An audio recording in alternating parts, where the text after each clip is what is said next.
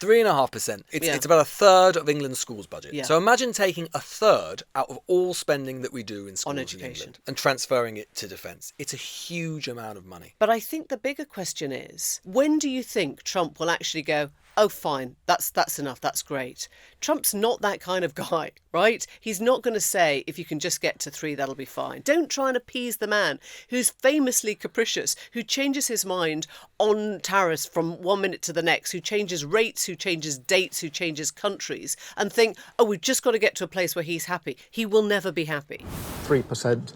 That is what we want to achieve because of the different world that we live in, but I'm not going to put arbitrary dates on that percentage. We will do that as we did with 2.5 in a worked-through way to deliver the capability that we need under this review. That was Keir Starmer refusing to sign up to the amount of defence spending that he is currently being pushed towards by many of the opposition. Yesterday. Today, all that's changed, with news that NATO is going to force Britain to sign up to a target that is even greater. That could, in other words, rewire the entire spending of our country. But if Keir Starmer thought it was difficult to get to 3% of GDP for military spending, how on earth will he get to 3.5% of GDP? Actually, is this a claim? Is this a suggestion that is never likely to happen? Welcome to the News Agents.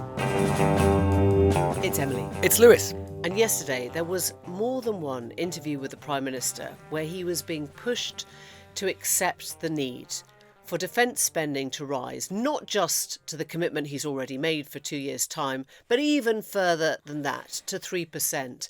And you heard Starmer's words there. He didn't want to submit to arbitrary timings and fantasy figures on what we would be spending on defence. And that line held, I guess, gently, for all of about 12 hours. And today, it looks as if there is a concerted effort by NATO, by their new Secretary-General, Mark Rutte, to say, OK, enough. You guys don't get it. Europe doesn't get it. We need to show Trump we're serious. And if we mean to be independent in terms of European defence and standing up to Russia, we are going to go even further than any of you are thinking. We're going to go up to 3.5%. And 3.5%, to try and put this in some sort of context, is something that would require maybe 10% more revenue and income tax. I mean, a fundamental shift in what we currently pay and what we currently envisage as our priorities. Yeah, these figures, about 2.5% of GDP, national income 3%, 3.5%. Obviously, the difference between 2.5%, which is where the government is pledged to get to by 2027, and 3.5% doesn't sound a lot. In fact, you've got to remember, the British economy is worth north of £2 trillion, right? Huge. So even 1% of that, you're talking in real terms, by the end of the decade, let's say, for the sake of argument, £30 billion of extra spending. 30 billion, right? So 30 billion is about, it's about a tenth of the NHS, the health budget. It's a bit more than that. I mean, like, right? Put it another way, it's about a third of England's schools budget. Yeah. So imagine taking a third out of all spending that we do in schools on in education, England, and then transferring it. Obviously, we wouldn't do it this way, but it's instructive to think about it, and transferring it to defence. It's a huge amount of money. And the Prime Minister was tying himself up in knots, I think, putting it generously yesterday, about, as you say, Emily, getting to 3%, which is half of that figure. So to get to 3.5% seems even less likely and even less credible. Yet this afternoon, multiple newspapers, multiple broadcasters reporting on a briefing they have clearly been given by the Ministry of Defence or someone within the Ministry of Defence, which says, as you say, the UK will effectively be bounced up to at that NATO summit in The Hague at the end of June, bounced into agreeing 3.5% of national income being spent on defence within a decade. And indeed, Sky News reporting this afternoon that Keir Starmer is due to hold a discussion within government to decide how that might be done and on the defence spending target as early as today. So as you say, yesterday we have the Defence Strategic Review, which is basically predicated on 2.5% of GDP. And yet within 24 hours, the target already moving on and changing as a result of changes in NATO politics?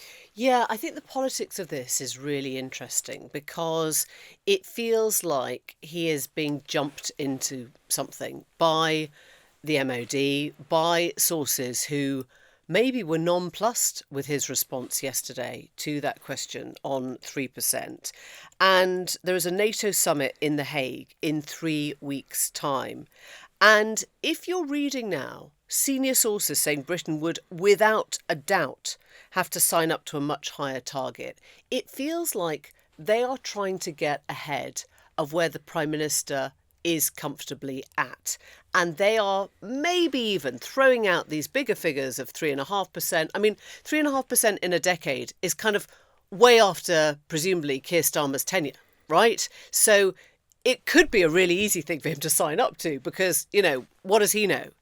But as you say, every time a commitment is made, it shifts the dial in terms of what you're actually thinking of spending on everything else and what you might have to do to the population today in terms of tax rises that are coming. I mean, I think what's especially kind of potentially politically difficult for the Prime Minister on this is you've got to remember how he couched the defence review yesterday. What did he say? What was the phrase that he kept using? NATO first. Yeah. NATO first. This is a NATO first review. It's NATO first And Mark policy. Rutte's like, great, thank you very much. Well, indeed. I'll So, take that. Quite. And so if Rutte and the NATO leadership clearly have agreement, which they must have, or at least tentative agreement from a lot of the major NATO powers to get to 3.5%, it becomes politically impossible for Keir Starmer, in his own terms, given what he's said to Parliament and the country, but also, of course, cognizant that he will be of managing the relationship with Trump to avoid signing up to 3.5%. Look, I think that is the key, right? So Mark Rutte, the NATO Secretary General, has already agreed to this new target with the US President. And I think this is where it gets really sticky, because you can say objectively,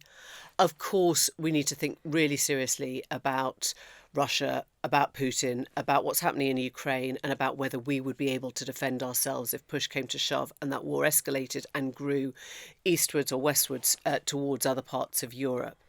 But I think the bigger question is, really one for Russia in a sense, is when do you think that President Trump is going to be happy, right?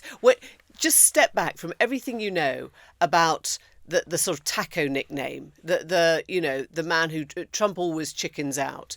When do you think Trump will actually go, oh, fine, that's enough, that's great? Trump's not that kind of guy, right? He's not going to say, if you can just get to 3, that'll be fine. Or if you can just get to 3.5%, that'll be fine. Or even probably if you can get to 5%, that'll be fine. He's not a big believer, we know, in the EU. He's not a big believer in American interventionism in any sense. He doesn't really respect international bodies. And so I can't help thinking that Russia's just onto a losing wicket anyway, right? Don't try and appease the man who's famously capricious, who changes his mind on tariffs from one minute to the next, who changes rates, who changes dates, who changes countries, and think, oh, we've just got to get to a place where he's happy. He will never be happy. The thing is that whether or not we ever get to 3.5%, and I think, as I say, getting to £30 billion worth of extra public spending, very, very difficult, almost impossible, I think, to do through cuts in other government departments. You'd have to either raise taxation or you'd have to borrow more. The fiscal rules would have to change. Even if we never get there, if Starmer signs up to it at the end of the month, that does have implications. Massive. Big implications even for the coming years, because you have to show direction of travel. Yeah. And the Chancellor will have to factor that into her spending calculations and spending forecasts in the years ahead. So even if we never get there, it puts even more pressure on Reeves in the immediate years, never mind getting up to 2035. And I think the political difficulty is this, right? And there was a great poll from YouGov yesterday, which showed the way that, the public, let's put it generously, can have two thoughts in their head at the same time about all this, right? So YouGov poll, which said about half of British people, about 49%, think defence spending should be increased from the current level. That is opposed to only 11% who think it should decrease and 22% who say it should remain as it is now. And then you ask them how it should be paid for. And 57% oppose tax increases on people like themselves to pay for an increase in defence spending. That is obviously a problem which actually runs large, or looms large, for Starmer, full stop. But it shows the political difficulty, right? The public at once think defence spending needs to go up, But they don't want to be the ones to pay for it. And Yeah, that is but the they political also- circle that he is trying to square. I'm not saying that the whole public is looking across to Germany. I think that's probably an exaggeration. But we could look across to Germany and say they managed to do that without tax rises. They managed to do that by saying But they have almost no debt by comparison they've to got us. no debt. But I mean, something's got to give. Something has got to give. And we're a week away from the spending review. And it would be almost incredible, I think, if we didn't get a strong hint / commitment towards tax rises or a strong hint / commitment to changing the fiscal rules, because we can't really go on as things are at the moment. We can't. The competing demands are so huge on this government, even before you get to what Mark Rutte wants, the UK spend on defence. Something's got to give. I think, and maybe that has to be public opinion itself. Because obviously, if you were to ask anyone in Ukraine right now whether the government should be spending more on defence or should be cutting from elsewhere, clearly you would get the answer that you Well, would not just expect. Ukraine, but if you look at, Poland Estonia or Baltic states. Poland, Exactly. or, they're all on 5-6% now. Absolutely, and that's because the populations in those countries, Are for closer. very good reason, historic reason, cultural reasons, fear Russia. I think British people, despite our history with things like Skripal poisonings and Litvinenko and lots of other things, I think the truth is that politicians still have not prepared Britain and the voters for the idea that war is a credible prospect. Yeah, well, they that know was it's a what threat. I did think. Like the language that Starmer used yesterday was kind of quietly terrifying. Yeah, right? but maybe, I suppose, But does your brain shut off and go, yeah? yeah, maybe. Do you think we're on? I mean, do you feel like we're expecting imminent war? No, I don't think the public do. And I think that, in a way, that, as I say, that is the problem. I think you're right. Starmer's language was quietly terrifying, but there's always with him, it's quietly. Yeah. There's an emphasis on the With a quiet. few ums, And I yeah. think that if 3.5%, let's say that, were ever to be credible, you've basically got to convince the public that genuine sacrifice has to be made for good reason. And I don't think that politicians so far have been willing to actually make that argument comprehensively. Maybe that will change, but right now you've really got to change public sentiment on this if you are going to have that transformation in public spending. Yeah, I also think there's something really difficult about the time frames as well, which is that if you're being told, we should be on a war footing, then saying we've got to get there within a decade feels like an awfully long time. Yeah, it does. Right? Yeah. I mean, I know you can't get to that amount of spending quickly without doing hugely disruptive things to the rest of the state. But honestly, if we think that Russia is kind of about to attack and is our enemy now, today, then Which 10 is the years' Richard time. Dannett point of the Right. former head of the army, who's Right. like, it's like sort of saying they're asking Hitler to wait until 1946. Yeah, until we'll you be can rearm. we'll just, be just, with just you. hold on yeah, for a second. We'll play you Greensleeves for a few minutes. Exactly. It's kind of it's too far away for people to actually grasp, I think. In a moment, we're going to hear from George Robertson. Lord Robertson was one of the 3 authors of the Defence Spending Review. He was also a former Defence Secretary and, critically, he was the former Secretary General of NATO. And we're going to ask him whether he thinks NATO has already put his own report out of date. Lord Robertson, thanks so much for joining us. There's been much attention paid to the strategic review which you've been leading on. And yet we heard yesterday the Prime Minister say that he could do what is in the review with 2.5% of GDP spending. Pressure from others to get to 3%. And yet we hear today that NATO is suggesting that Britain will sign up to a commitment to spend 3.5% of GDP. Do you think 3.5% is necessary? And does that not make everything that you've done already rather out of date? No, it doesn't. What we've done can be accelerated or amplified depending on what the circumstances are, either the external circumstances or the financial circumstances. So what the Prime Minister was saying was that we had to operate within 2.5%, but 3% in the next Parliament up to 2035. And with that trajectory, we believed that what we were proposing was affordable. But remember, it is a strategic defence review. We're trying to look out to 2035, 2040, and to build armed forces and war-fighting readiness, and therefore deterrence for future threats and not simply what we're facing today. Yesterday, the Prime Minister said he wouldn't agree to performative fantasy politics and pluck a day out of the air as to when the UK would meet 3%. Yesterday, he could not see a route that he could credibly say how we would get to 3%. And now it seems he's going to sign us up to 3.5%. So if 3% wasn't credible, how could we possibly believe 3.5% might be credible? Well, the 3.5% is a figure that appears to be being talked about in NATO headquarters. Quite a substantial number of big countries in NATO don't even meet the 2%, which was agreed 11 years ago. So I can see why the Secretary General of NATO, after all, I held that position, is giving targets at the moment for countries, but whether they are realizable is really a different question altogether. The Prime Minister the Defence Secretary made it quite clear yesterday, and I quote from what he said. He said, "Do not take the word from me at the dispatch box, take it from the Prime Minister when he said that we will spend what is needed to deliver this review." He's made that commitment to the House. He's made that commitment today. The vision of this strategic defence review now becomes a mission of this government to deliver.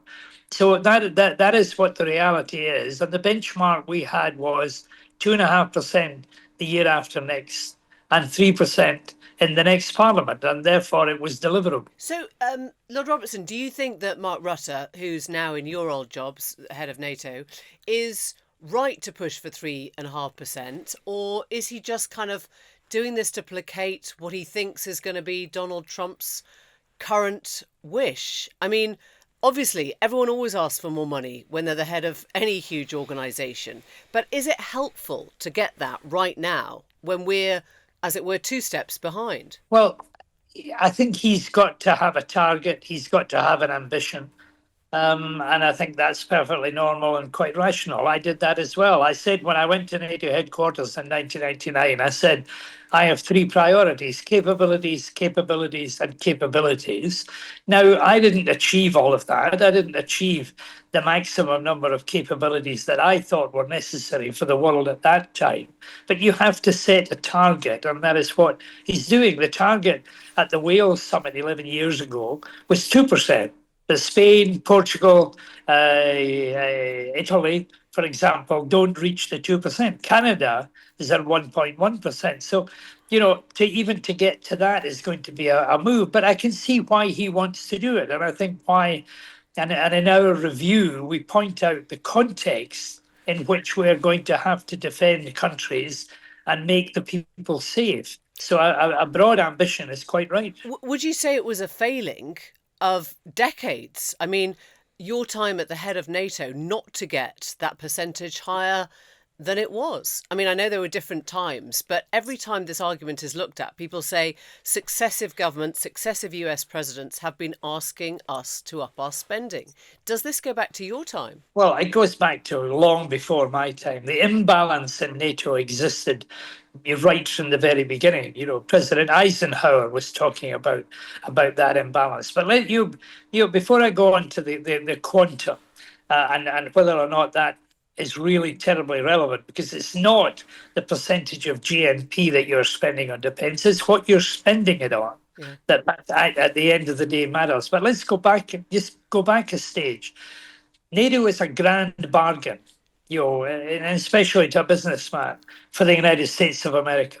That imbalance allows America to have more clout in NATO than it would have if everybody was absolutely balanced. And therefore, the $300 billion a year that is spent by the European members or the non-US members of NATO amplifies and increases the kind of influence and spending that the Americans do as well. And the American troops who are based in Europe are there as a front line of defence for the United States of America and the jumping off point for the Middle East, which they believe to be still important. So I think we're falling into a trap that, in many ways, people like me placed before, in assuming always that it's to the disadvantage of America that NATO has an internal imbalance. I mean, shouldn't we just show a bit more muscle and say that more clearly at this point? Well, I think we probably should, and I will do that now that I'm unconstrained from doing this defence review where I had to hold my tongue during this process. I may well say that as well. And I actually said it in a speech that I gave in Canada last Thursday, very, very directly to to them and to the American people at that time. But, you know, I just wish... Can you just spell out what your point is then? That we actually can't... I mean, what is it? Is it that we have to tell America that they're wrong on this? We have to tell America that we are going to do better and we're going to spend more and we'll spend it on the right things. But we need to remind them that the imbalance inside NATO has been to the advantage of the Americans right up until now. So the two things go side by side. The Europeans, in their own interest, need to do more in order to defend their own people. But we also need to remind the Americans that NATO is a bargain for them. 31 automatic allies meeting every week around the North Atlantic Council table. They are supporting American foreign policy, you know, sometimes with lives and treasure as well. And they need to be reminded that actually it's to their advantage to have it. But so the twin track, Europe doing more, to sort the imbalance, Europe doing more in its own interests in order to defend its own people, but at the same time reminding America that it is a bargain. And frankly, you know, I was there during the Clinton administration where they complained about the European dimension being improved after the San Malo Declaration.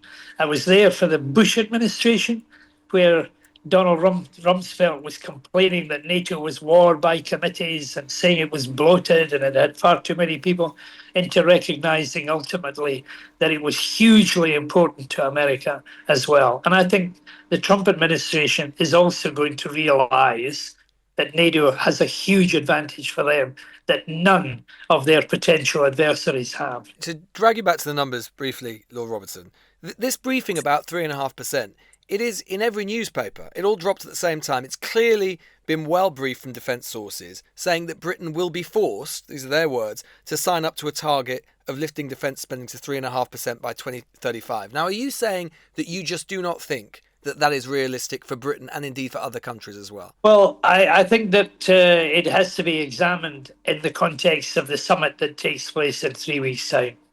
If that's what the consensus is round the table, then that will become the target. But I can see that it's going to be hugely difficult for a lot of countries to actually do that. And in any event, they would be much better focusing not on the quantum of money, not on percentages of GNP, but what it actually delivers in terms of readiness, in terms of the proportion of the budget spent on equipment. You know, these are the things that Jens Stoltenberg, as Secretary General, brought in before, and they matter much more than the simple quantity of money. You know, the Germans spend a huge amount of money on defence because of the size of their economy, but they haven't yet reached the 2%, even although they have aspirations to do it. So, you know, round the table, the prime ministers and presidents who meet in The Hague in 3 weeks' time will have to make a decision about what is necessary to keep their people safe and what is deliverable as well. Do you think that, I mean, given that extra percent would be in real terms about £30 billion of extra public spending, for Britain, do you think that that would be credible or realisable? Well, the people of Britain have got to make a decision about the insurance policy that is defence. You know, the people in eastern Ukraine 3.5 years ago were walking their streets as you and I would do in London, unconcerned, going about your business, ordinary people in ordinary streets doing ordinary things. And then suddenly they're invaded by Russia and brutalized in the process. And now we have to face up to the fact that these are the realities of modern day Ukraine and modern day Europe as well. And on top of that, Russia has declared war on us anyway, visibly and openly. You know, so they're attacking, you know, our pipelines, our undersea cables. They're involved in disinformation. They're involved in targeted assassinations. All of these things are there. And our critical national infrastructure is on a knife edge. How likely do you think an active hot war between the UK and Russia might be within the next decade? Well, this strategic review was designed specifically to look forward about building up our defences for 2035, 2040, when we think that a peer competitor might be ready to do something to us. And we've got to build deterrence so that no peer competitor, no similar military power is going to take the risk of attacking us. You can only do that through deterrence. And therefore, deterrence involves establishing war fighting in a way that we have not had to do since the end of the Cold War. So I don't know what 2040 is going to produce, 2035 is going to be produced. All I know is that in our analysis, we need to get ready for it, and we need to prepare for it, and we need to prepare our armed forces for it. And it has to be a whole of society endeavour, not simply contracted out, to people in uniform. Every citizen needs to know what their job is, what their responsibility is, and the protection of our critical national infrastructure, without which our society cannot work, is of absolute importance. I guess whatever the next jump in spending is on defence, and you made very clear it's what we buy, not what we spend, but we may have to start thinking about fundamentally rewiring the British state. You were part of a Labour government that wasn't scared to spend money in the Blair days. And I wonder if you think that this government has to start spending more. I think the British people have to recognise that more is going to have to be spent, whatever the government is that is in power. It's an insurance policy. I mean, on everything. Do you? I guess what I'm asking is, we're at this critical place now, aren't we? A week ahead of the spending review, and if you look at all the things that are demanding urgent spending now, should this government now say it is a time for tax rises? Should the government say we have to break fiscal rules because, frankly, we haven't got enough money unless we do that? Well, I'm not the Chancellor of the Exchequer, and I'm talking about a strategic defence review at the moment. In a couple of weeks' time, I'll be free to express a view about these things as well. But all I can say is, having done this review and having looked at all of the issues, and if you've read the report, you'll see the context within which we make those recommendations, all of which have been accepted. You will see the kind of threats that we face at the moment. So the country as a whole has to waken up, to what the threats are and what the insurance premium is going to be in order to keep them safe.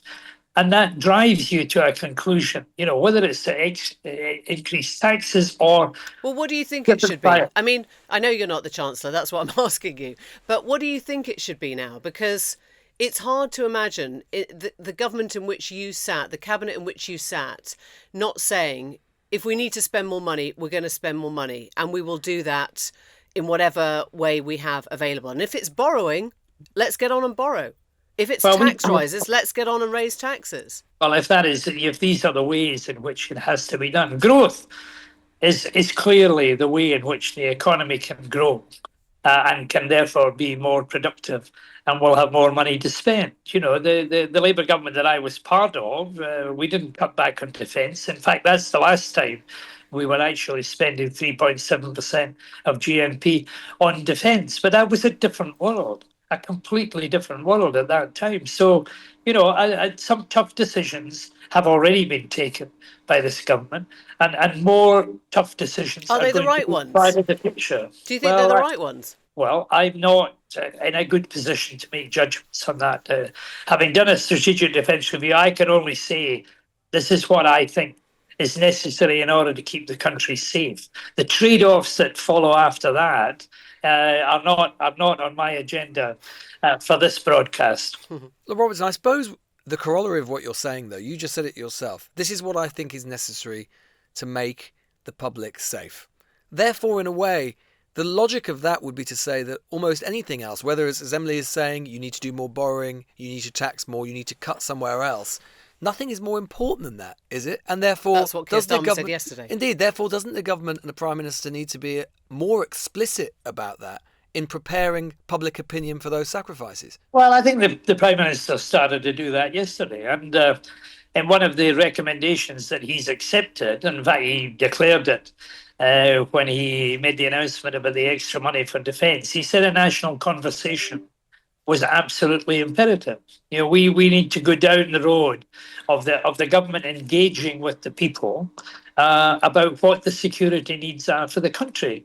Are we prepared to go down a road where what happened in Spain and Portugal just a few weeks ago, where the power turned off and everything came to a standstill? Are we prepared for someone to blow up a transformer and close down Heathrow Airport? Are we prepared, for a cyber attack to close down the power in our hospitals? Are we prepared for all of that? If we're not, then the insurance premium that has to be paid is the defence budget of the country and what it's used for. George, just before we let you go, you were the former MP, of course, for Hamilton. There's a pretty critical by-election happening, albeit with the Scottish Parliament on Thursday. It could land Nigel Farage and Reform their first seat in your old stomping ground. Do you think the Scottish people are warming to the messages that Reform is sending out now? I don't think so, and I think that they find it difficult to believe that these effectively strangers coming in their midst have anything really to contribute at all. I've been down there, and I know the area. I was the MP for part of that constituency for 21 years, and although I find a lot of discontent with the current situation that is going on and some of the tough decisions that the government has had to make, at the same time, people are still the honest, decent people that I remember who elected me. So I can't tell you who's going to win, but I think the Labour candidate is obviously a man of the people, and I think people will register that. But doesn't it suggest that there is a frustration? I mean, we're skirting around this, and I understand that you don't want to step in maybe on Keir Starmer's toes. But, I mean, the fact that Labour is not even in the top 2 in the polls at the moment suggests that whatever these tough decisions that the government has been making have not gone down well with people who are really already suffering. I think that's right. I don't think they've gone down well, but they were tough decisions that had to be taken. I think they need to get that message over much more, that there are very few other alternatives. The Nigel Farage school of goodie bags, which simply says everything can be afforded when it can't be afforded, is not sustainable and it's not real. But yes, there are a lot of people who are disgruntled with the government and the choices that it has had to make. But, that's the world we live in. Quite striking, though, Robertson, you refer to them as strangers. I mean, the Reform candidate there grew up in South Lanarkshire. What do you mean by strangers coming in? These people coming in from Nigel Farage and Richard Tice walking the streets of Lark Hall, I think people regard that as being a little bit of a... the Prime Minister's not from Scotland. It wouldn't stop him campaigning there. No, absolutely not. No. And I had a lot of candidates standing against me when I was the MP. Most of them have drifted on into obscurity after that. So we'll see what happens. It is a Scottish Parliament by-election, and we'll see what happens as a result. One of the interesting sort of pub quiz questions for the future is going to be, which area of the country has had more by-elections. This is the 4th by-election in the Hamilton constituency. So I think that probably beats records up to now. Sort of pub trivia I very much enjoy, George Robertson. Thank you so much. Robertson, thank you. Thanks for joining us. Thanks a lot. Before we go, just time to catch up with the endless travails and rehabilitation of one former Prime Minister, Liz Truss. She was guest of honour at a launch event last night. It was for a whisky brand founded by a bare knuckle fighter, and she actually appears in the bare knuckle fighter's video promoting the whisky and saying Liz Truss loves you. Just remember, Dougie Joyce loves you. Liz Truss loves you. Just remember that, people. We love you all. Dougie Joyce loves you, and remember Liz Truss loves you too. The only problem is that Mr Joyce in November 2023 was sentenced at Manchester Crown Court to 19 months in jail for causing grievous bodily harm to a pensioner. He admitted the offence, which took place in a Manchester pub in 2022. He followed the victim into a back room before punching him in the face 3 times and knocking him off his seat and into the seats next to him, causing him to bleed. This is the company our former Prime Minister has elected to keep. Yeah, she's taking sort of prisoner rehabilitation, I guess, to new heights with her message of love of Dougie Joyce, and it's been called out as incredibly bad taste. And I guess the thing that is surprising is almost how unsurprising it is to find her at the centre of this, because she has struggled, hasn't she, in the sort of 2 years since leaving office. She is trying to presumably reforge a political path, possibly with CPAC in the US, and they don't really understand who she is, possibly back here, although she doesn't seem to have any real contact with the Conservative Party anymore. But she's popping up in Scunthorpe, she says, a place that needs to have sort of regeneration and the sense of support from people like her. I'm not sure Scunthorpe, even Scunthorpe FC, is welcoming her presence at a time like this that much. Has Scunthorpe not suffered enough recently? We'll be back tomorrow. Bye-bye. Bye for now. The Newsagents. This is a Global Player original podcast.